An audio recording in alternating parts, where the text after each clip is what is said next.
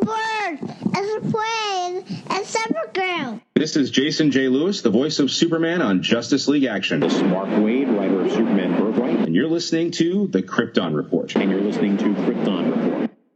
Up in the sky, look!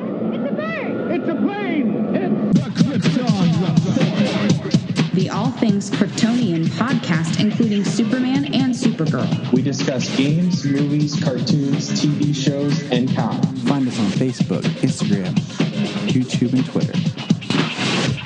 It's a bird! It's a plane! It's Superboy! So this episode is actually episode 159, and will actually drop before 158, just because of timing schedules and what was planned. We had this opportunity, so no confusion.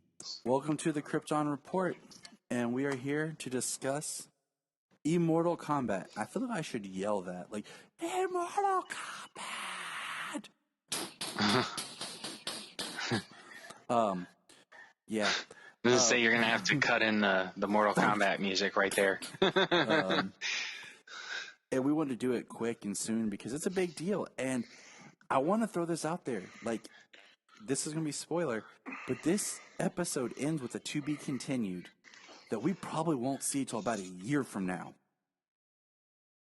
Or very close to it. At the earliest, March. Late March.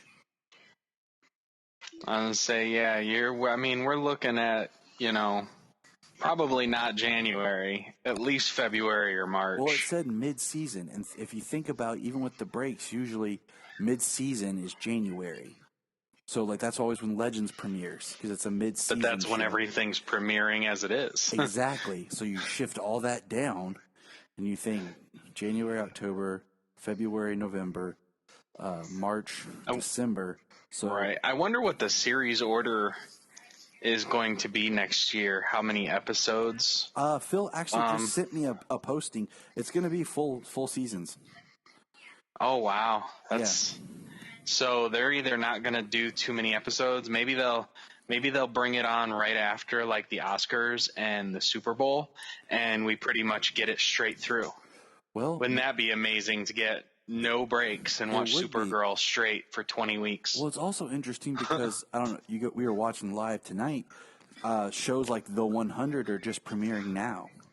So CW is starting to newer programming farther into the year and summer. Because CW still has like a lot of networks. They have year-round programming, but summer months it usually cuts down a lot. CW actually has expanded their programming all year long. Exactly. They have shows debuting and running through the summer. Exactly. I mean, technically Stargirl premieres, and that's going to be like a kind of a show. But we're not here to talk about all that. We're here to talk about Immortal Combat. And yes, that is the voice of James, the Superman of Red, and Bryan, the Batman from down the road, is here too. I think. Did we lose Bryan? He was a second ago. Did we lose Bryan? Bryan, did we lose you? He's muted. Not sure. I've been talking, and I don't know if you guys are hearing me at all. Now we do. I hadn't been. Welcome, Bryan. Okay. Oh, hey, guys. What's up? Immortal Combat! I picked Scorpion if we had to pick somebody, but... So just real quick, I watched that movie, and wow. Yeah. Right? That's all I can say at this moment on this podcast. Wow. Yeah. I will get there. So, here we go. Lex is evil. Go figure. What? What? No way. He is evil. Clutch my pearls.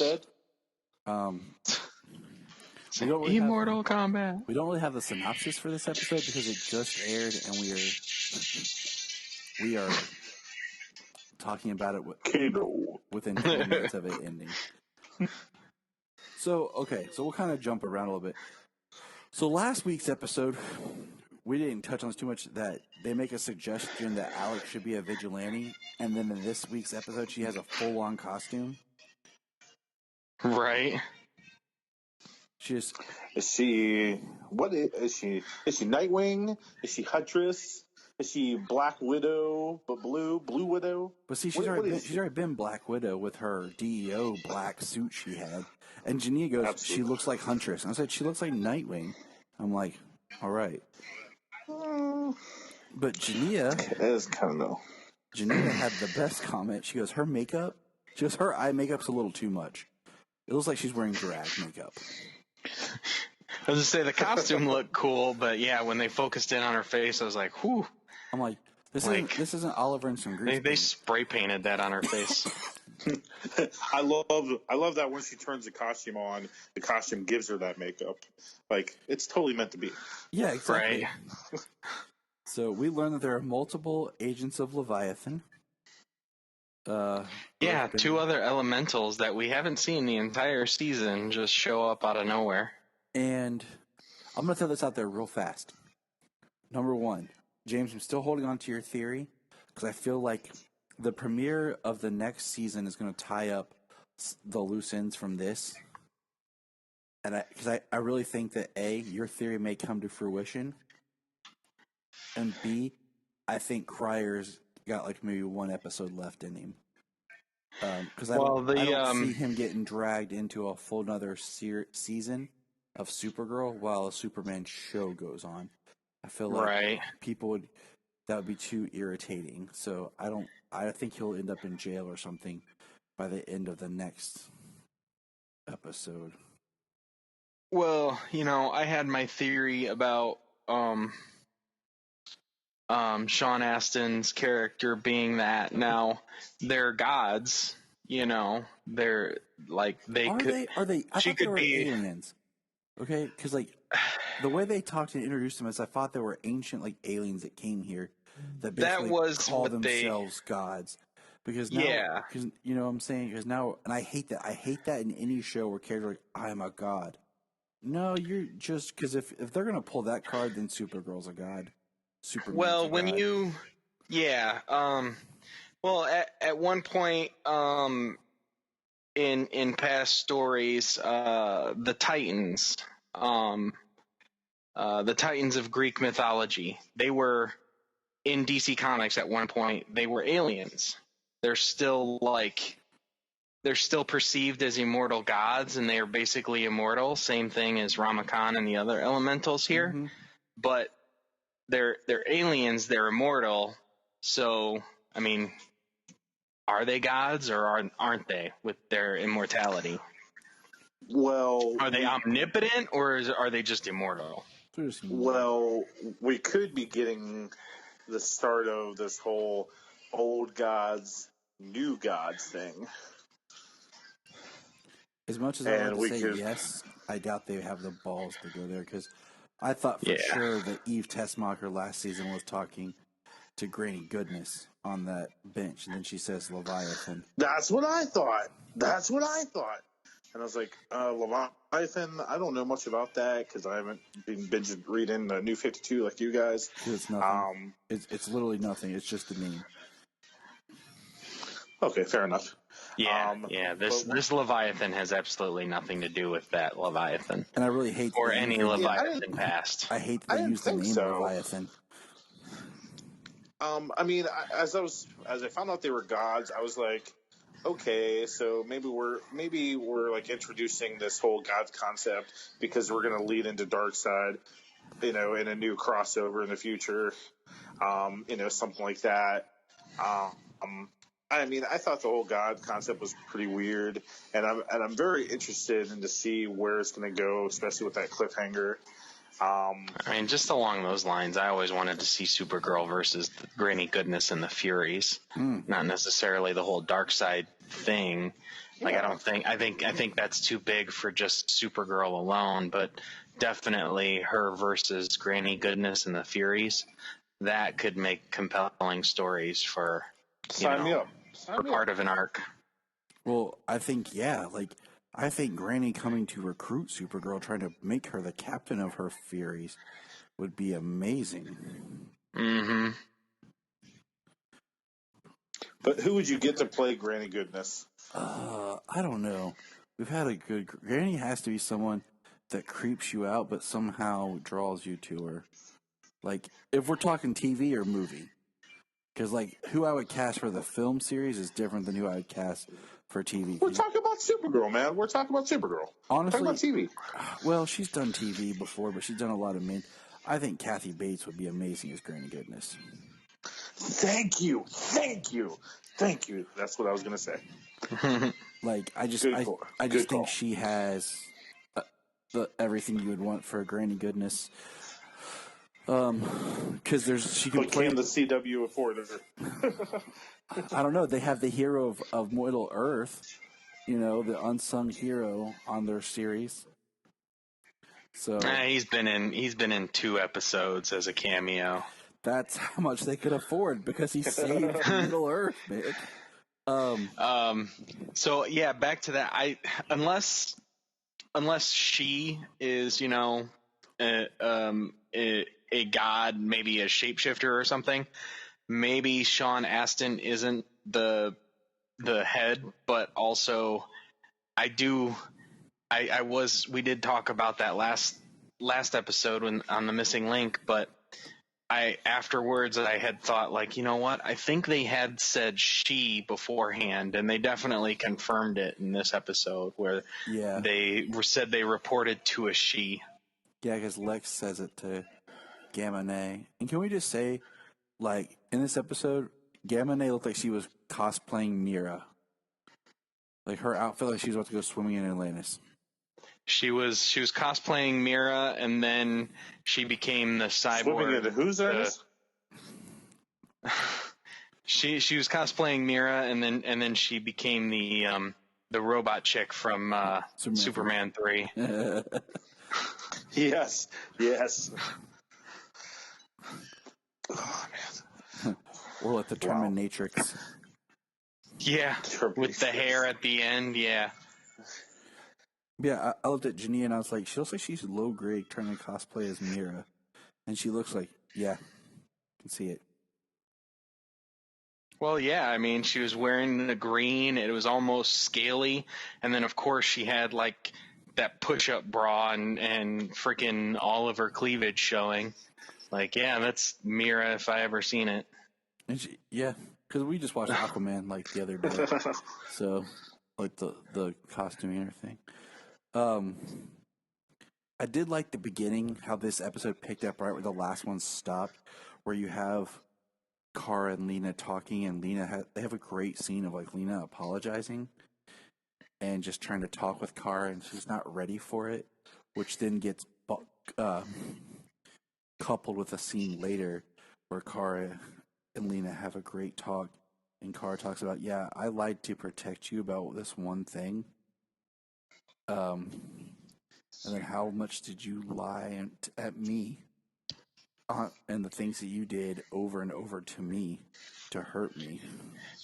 Yeah, that was really good. At the start, it was Supergirl was like, I don't want to talk about the past. You're here. We're going to talk about stopping Lex Luthor and what he's going to do now. And then she eventually goes into what you said there, the past, like, she had, and it was written really well, all these people are on my team.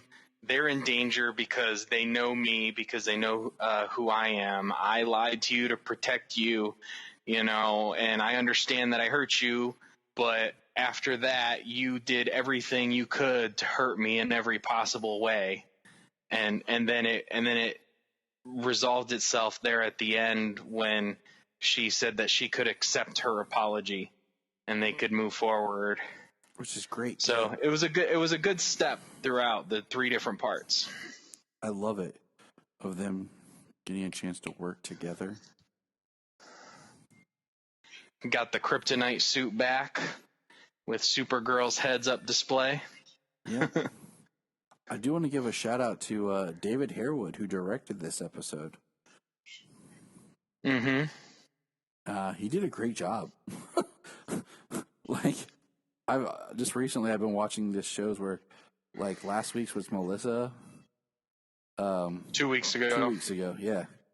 Deus Lex Machina, that one about Lex's post-crisis time. Bryan watched and loved.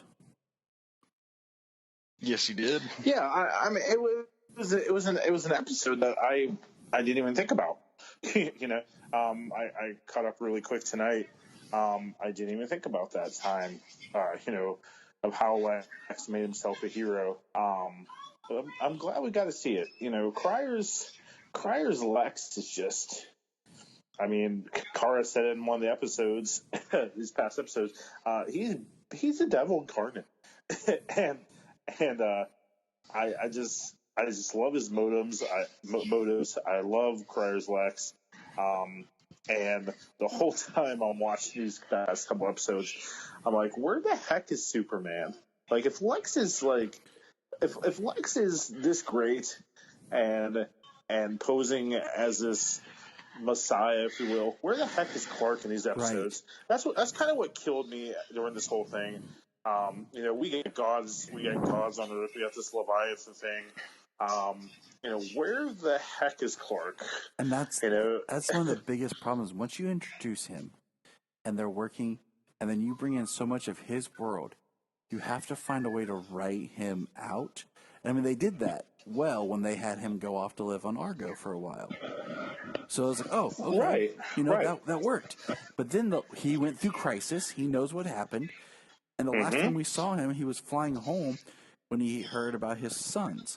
Now, maybe some of the events of Superman and Lois will coincide with this timeline. But I sure doubt it. Because it just makes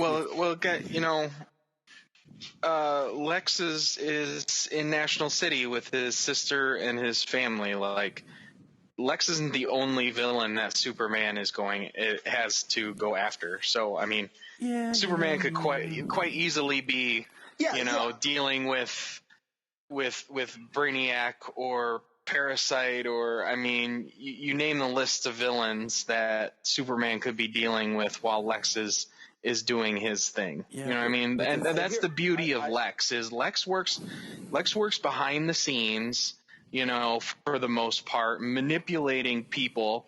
And even Superman, as much as he knows and believes that Lex is doing bad, it's not until Lex actually shows his hand does he catch him. Yeah, I agree with you. I mean, I honestly agree with you. It's just one of those things that this is his arch enemy, and his arch enemy is now being praised as a good person. And we saw how just Kara reacted, much less being Superman, who had the sun turn red against him and had to imprison him and all that. And we don't even get any, like, I'm an uncle. I mean, I don't have any kids of my own, but like, if I hear that I have another nephew or another niece, I go and see that other niece. Like, they knew. I mean, we find out at the end of Crisis that Clark has 2 kids. He has 2 boys. And somewhere in the midst of this, Kara would have heard that, and been like, hey, I want to see what this other kid's about. There's no reference to that. That was a problem for me. Well, by the time Crisis shows up, I mean, she had one nephew, and he was born off-world, and he was an infant at the time. So, I mean, it's kind of... Be second cousin, actually. Yeah. Well, second cousin. I said nephew, huh? Or did he? Yeah. Cousin, nephew's brother's former roommate. What does that make us? Absolutely nothing. Absolutely nothing. But I thought that we would. I think I screwed you up because I said nephew too, and it really would be your cousin. But I thought in the Lex episode that we would get some hint of what's going on with Superman, like what Lex has done with Superman in the midst of this 90 days. But we didn't get that, and that kind of sucked. But what I will praise about this episode and this story arc is the emotional weight that they put in with the Obsidian technology and with the VR. Yeah, that was strong. That was good this episode. Oh man, like I mean that old lady they had, she's like, I'm hearing my husband again, and I'm getting to see him again after losing him, and that kid about losing his mom, what emotional weight, man. Like, right. Well, even you go back to Alex in Wonderland, and everybody, well, at least some of the people, a couple of people that she was running into, they were there to like forget stuff or to cope with stuff. Right. And it's just so powerful. Like I mean, and I think the Supergirl needs to get some dang credit for that, man. I mean, it would be hard for me to say to somebody, hey, I know you're happy now, and I know, you're finding joy again. But yeah, you need to cut that off. It's going to hurt you. And that was just a good scene. That was really good directing. Absolutely. I agree.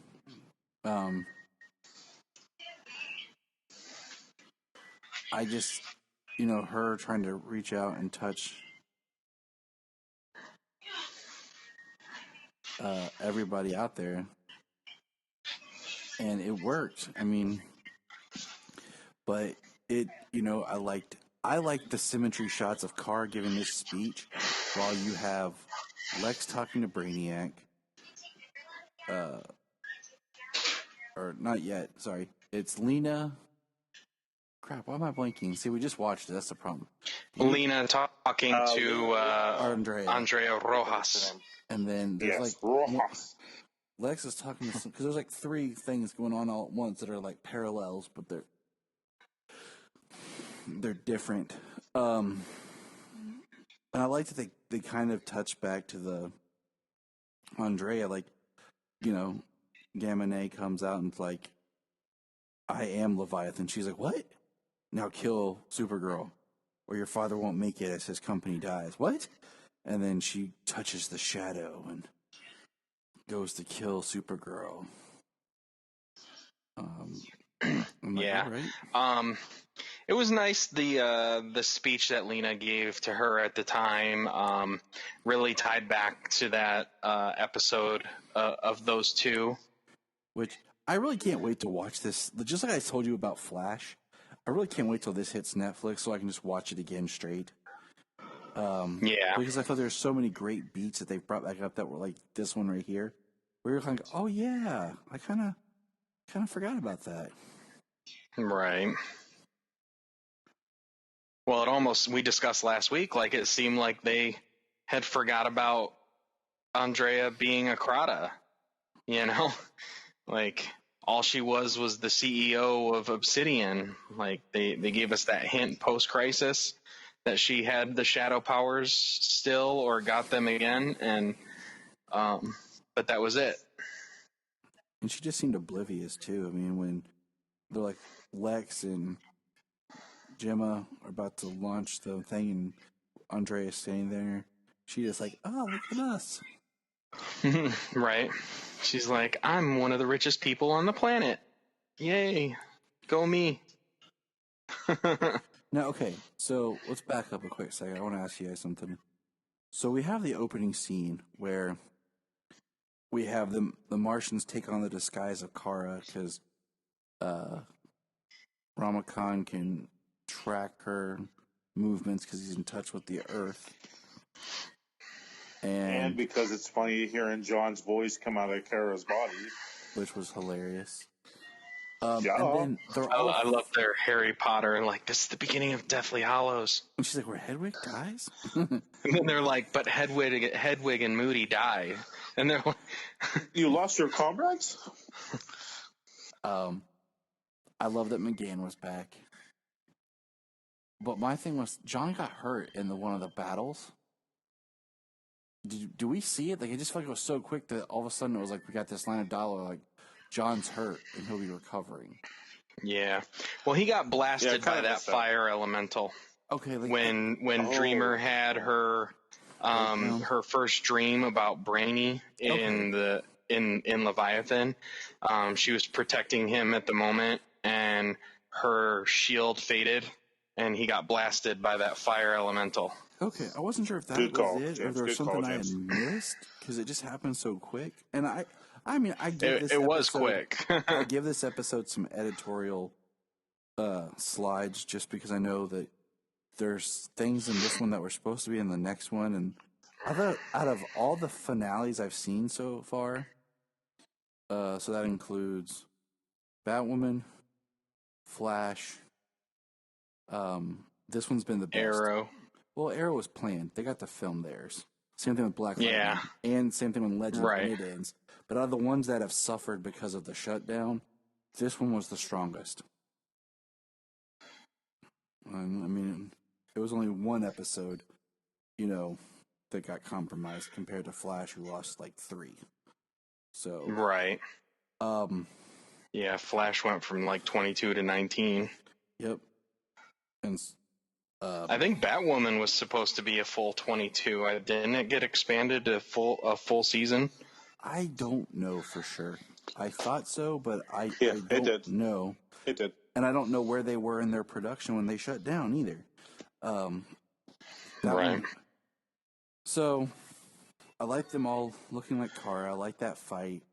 I really like when Brainy... I like John's comment though about how he already like, what did he say? He's gonna feel constricted in those pants or something. Yes. He said, oh man, I know they're gonna chafe. Ah. Oh yeah, I know those pants are gonna chafe. And I am loving the new Martian Manhunter costume. Yeah, and that's McGann's fantastic. too. I'm just like, It is really nice. yes. So much better than that vest he was wearing. Oh, for like the couple episodes where, he just had like his tactical pants and then like the vest. Yeah, a vest with some green and red on it, and that was it. We'll get to Brainy here in a second because I want to hold off on him and just talk about him. But we have William, who just went after Eve, and then we found out he got captured. So I feel like there was more in his story that just got cut out. And then he ends up getting shot. And one of my favorite scenes in this episode is where Supergirl shows up after he's shot in the shoulder and is like, I gotta cauterize it. And she's like, it's gonna hurt. He's like, okay. And then she starts and he's like, don't do it. Like, and she's like, I'm already done. It's already done. Yeah. I thought that was kind of It's gonna hurt. It's okay. Do it. Don't What do a it. wuss. And it just, What a wuss. I think that's more believable than like any of the other stuff that we see.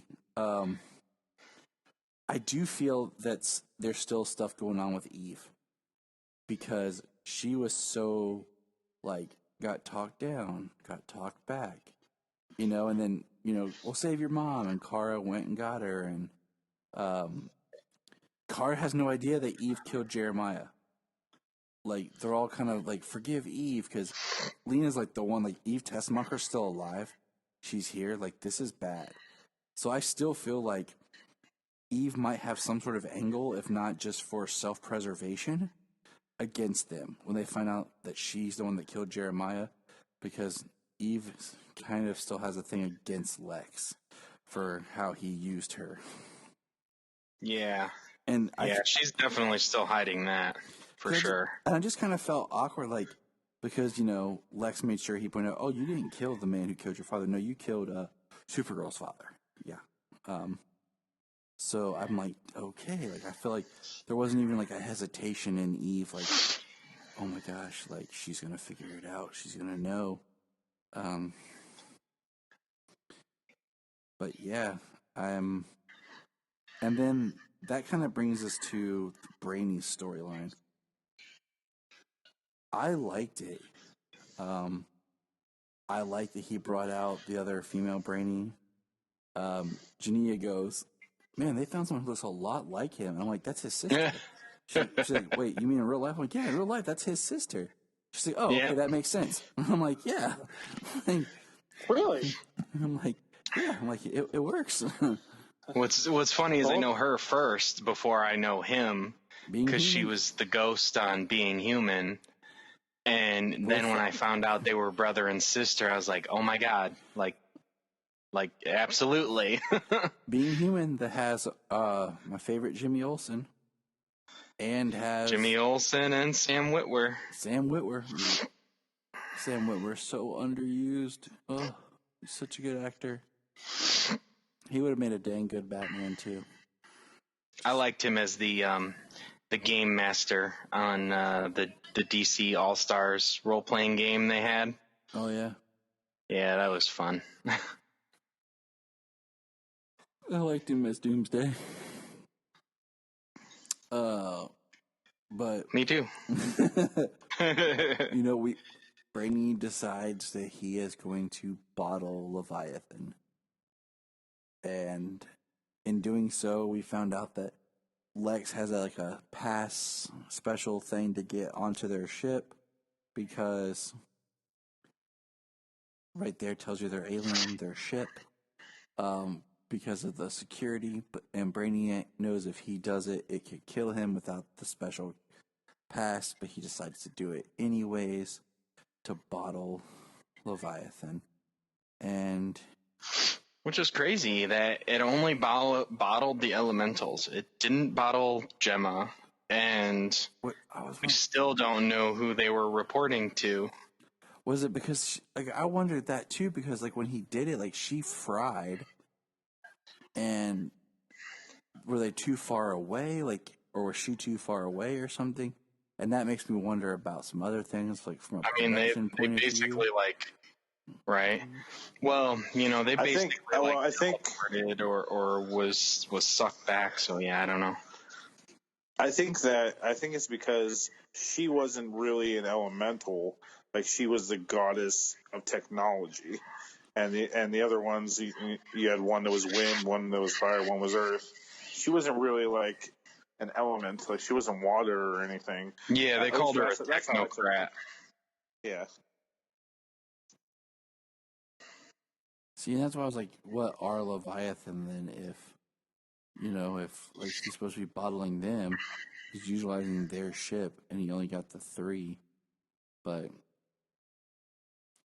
it was cool. I think that was kind of a rushed part. There's guarantee there's more that would have been in another episode that gave us more explanation, but is now on the other side of that to be continued. Yeah, and that's like how she came back and she was that full on Terminatrix. That was pretty crazy. But Lex takes the bottle that Brainiac's laying there dying, and Lex is basically says, I figured you would turn and you'd bottle them. I counted for that. But I didn't figure you'd kill yourself doing it. So here, I'm going to take this, and you can still lay here and die like you wanted. Right, and then goes to Lillian Luthor with the bottled elementals, and Dreamer through her emotional arc with Brainy. She wanted to ignore him in her dreams, and then she kind of wakes up and realizes that he's in danger. So, what did you guys think overall of this as a finale?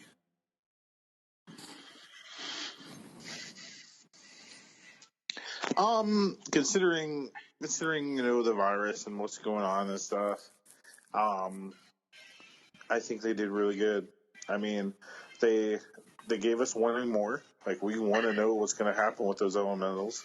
We want to know who the heck they report to. We want to know what Lex is going to do next. I know I do. Now we have Lena and Supergirl on the same page finally, and to be able to work together to be able to take down Lex. I thought it was pretty good, man. I greatly enjoyed it. But, I didn't see the Flash's finale or Batwoman's yet, to be able to grade which one was the best. But I like Supergirl better than the Flash. Yeah, I do predict the Flash is probably gonna piss me off. But we'll get there, But I liked it. I really did. I agree. Like it worked, giving some slack because of the whole situation. But my thing is just, man, the fact that we have to wait so long to continue, and like we have no really idea what the next season's gonna bring. That is one thing that the Flash I think has up on Supergirl. Is with the Flash we have an idea of one thread that's gonna carry over, or two that's gonna carry over for sure. With Supergirl right now, like I feel like what with Lex and Terminatrix there, I think that'll get resolved within the first or second episode of next season. So I don't know. I liked it. I just hate that we have to wait so long. It'll give me time to review and Right. It was a strong episode. Definitely. I think they did a good job editing and probably using what they have, what footage they have. I mean, they know they're coming back, and they weren't able to film and resolve it. So I think, same thing with the Flash. Like they give it that to be continued. yeah. It's we're gonna see what comes of it come next season, which it's like not really used to that anymore. Like they used to do that with TV before. Now it's not. That's not the way of it. But it was a good episode. John Cryer's Lex is amazing. I thought Jesse Raff did a good job this episode. This is probably his best work on the series. Yeah, definitely. I still think they're shortchanging Brainy, for being a 12th level intellect. But hopefully next season, because I have a feeling that he's going to be rescued. They've got a dreamer there to help them recover him before he dies. So I have a feeling he's gonna be returning, and that he'll come clean with his friends, and all will be good eventually. And maybe they'll do a little better with him when he's not trying to hide things and he's not so easily manipulated. It would be nice. It would be work because there's no DEO building, and I'm glad of that. Like let's see some things change. Like we need to shake it up a little and just we've moved our characters on from where they started. Get rid of the government agency. Let's get these people doing what they do, what they can do without those restrictions. That's pretty much Alex's arc. Let's build the dang watchtower. I mean, that's kind of what John's office, where he's got all the stuff. Like that's another thing. Yeah, that's right. His tower. The tower. They made a big deal. They're all on the same Earth, and I'm not going to go into it right now. But like the whole part of what the whole finale of Batwoman that's extremely stupid is they have to find something. I won't say what, but it just when you watch it, you'll just be like, this is stupid if they're all on the same Earth, and then you think about what's going on in the other shows, you're like, yeah, this is dumb. But anyways, they made a big deal of this forming of what would become the Justice League, and they've done nothing with it. Like they've just they haven't had any kind of crossover, nothing. And I almost wish that Crisis would have been the event that kind of ended all these shows, but it doesn't really work for Flash and Supergirl. They're the ones that really kind of were affected the most from Crisis. But I don't know, I don't need them to pop up on each other's shows all the time, but like just some phone call, a text message, some dialogue, about, hey, I have this issue. Continuity. I have an issue. Can you help me? Continuity. Well, Brian, you as me and Tyler discussed on the missing link, like, I think that trying to go big again with a crossover, I mean, I don't think they're planning on that. I said that next year's crossover should be like, instead of like crossover event like Crisis where everybody comes together, I think it should just be like Crisis Week, where they've got like Supergirl and Batwoman teaming up, and Supergirl's on the Batwoman show and Batwoman's on the Supergirl show, and then you've got a team up between like Flash and Black Lightning, where Flash is on Black Lightning, Black Lightning's on Flash, where that way each person, each storyline gets a 2-episode arc, and you're not beholden to this humongous crossover. It's a lot smaller and personal, but you still have all the shows performing some sort of crossover. Yeah. Like the first crossover when it was just Flash and Arrow, Okay. Okay, yeah, that would be wise. I mean, it would help them build to something bigger in the future. Yeah, I'd be for that. I do want to see some growth. I do want to see some good writing. But my only worry with that is we definitely need to build something with this Justice League and this whole Justice thing. Like, to introduce something so big and just have it sit there for like 2 or 3 years, that kind of sucks. So, if in that, somewhat crossover, we need to establish something with that. You know what I mean? But they probably should take a break for that. Let us build up that Superman show.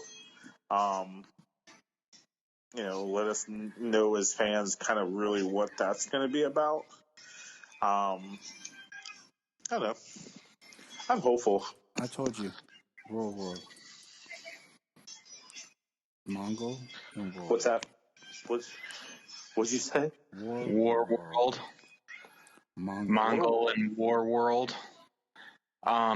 If they did a full crossover, not to the, because it wouldn't be as big as Crisis, but if they did a War World crossover, they could do everybody together, but it would be more like Gladiator, as opposed to what Crisis was, how it had to be so big. It would be like Gladiator, where it would be like all the characters are like enslaved, they're entrapped, and they're all fighting for their lives. It would be more action oriented, less, universe destroying and rebuilding, Yeah, I just think it would be a lot smaller, but it would still be, a big thing that everybody could be involved in. I think it'd just be awesome if, Mongol just shows up and he's like wants them to battle.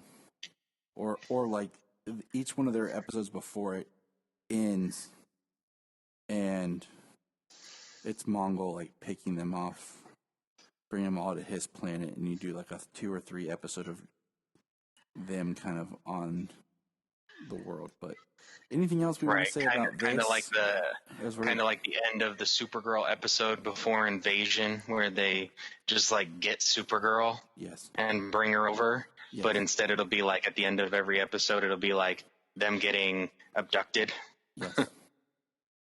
So, anything we want to add to this? Is gonna be our last time to talk about Supergirl for a while, as far as a show, an episode, like. Right. Girl, I'm gonna miss you. I still just kind of am like, so we got two other elementals that we haven't seen or heard from all season. But okay. So I was like, that's kind of that's one of those things where you're just like, okay, you just like just created some random characters and threw them in. They're like Trevor. You know what I mean? Yep. You know what I mean, Tyler. I know what you mean. So, yeah. But that's about it. It was good. I liked it. It was a good finale, and it's going to be crazy to wait this long because it's going to be a lot longer than a summer break before we get to see what happens. Yeah. But, all right. I think that's where we're going to put our pen in it. Bryan, thanks for being here. Thank you for having me. You're welcome. James, good talking to you again. Yeah. It's been a busy weekend. So, all right, fellas, take care. And remember, Look up in the sky. Look up in the sky. Look at the sky.